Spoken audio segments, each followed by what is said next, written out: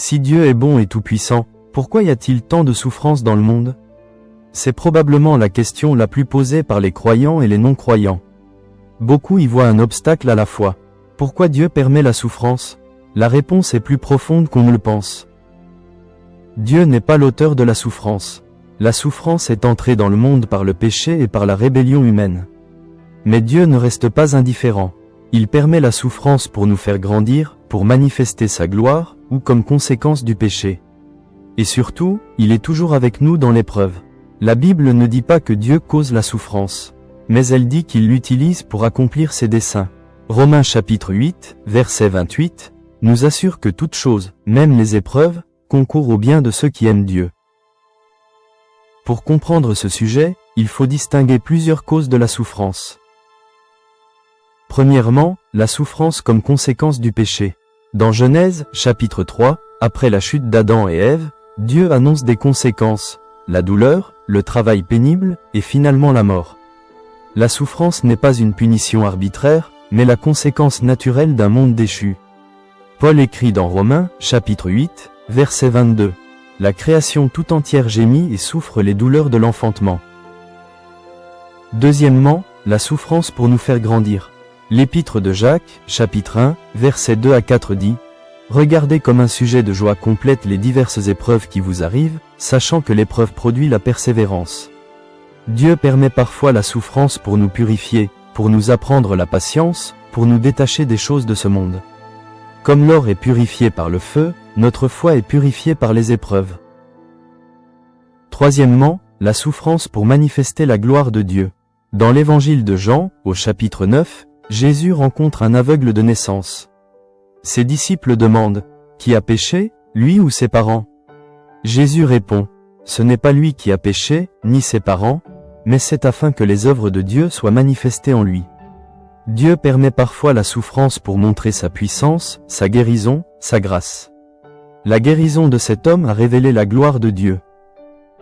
Quatrièmement, la souffrance comme conséquence du libre arbitre. Dieu nous a créés avec un libre arbitre. Il ne voulait pas des robots. Il voulait des êtres capables d'amour véritable. L'amour véritable ne peut pas être forcé.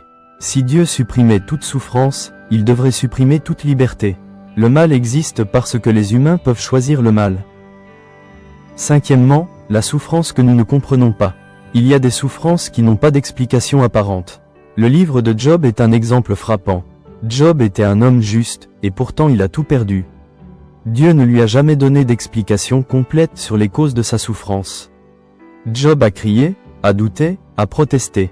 Mais finalement, il a déclaré au chapitre 42, verset 2, « Je sais que tu peux tout, et que rien de ce que tu projettes ne t'est impossible. » Parfois, Dieu ne nous donne pas de réponse. Il nous donne sa présence. Et c'est suffisant. Alors, comment traverser la souffrance? Premièrement, ne cachez pas votre douleur à Dieu.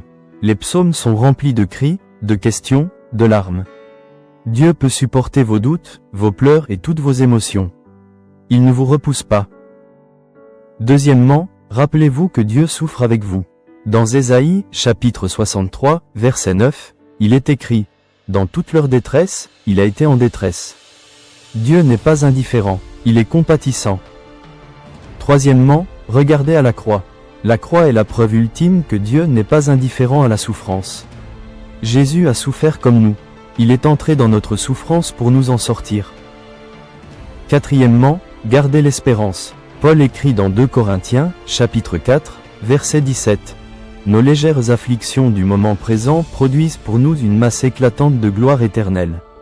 Cette souffrance n'est pas éternelle. Elle est temporaire. La gloire qui vient est éternelle. Une chose est sûre, Dieu ne vous abandonne pas dans la souffrance. Il est avec vous, il vous aime, et il promet de tout faire concourir à votre bien. Si vous traversez une épreuve aujourd'hui, confiez votre douleur à Dieu. Pas avec des mots parfaits, pas avec des formules pieuses, mais avec vos propres mots, vos larmes, vos questions. Il vous écoute, et il vous aime.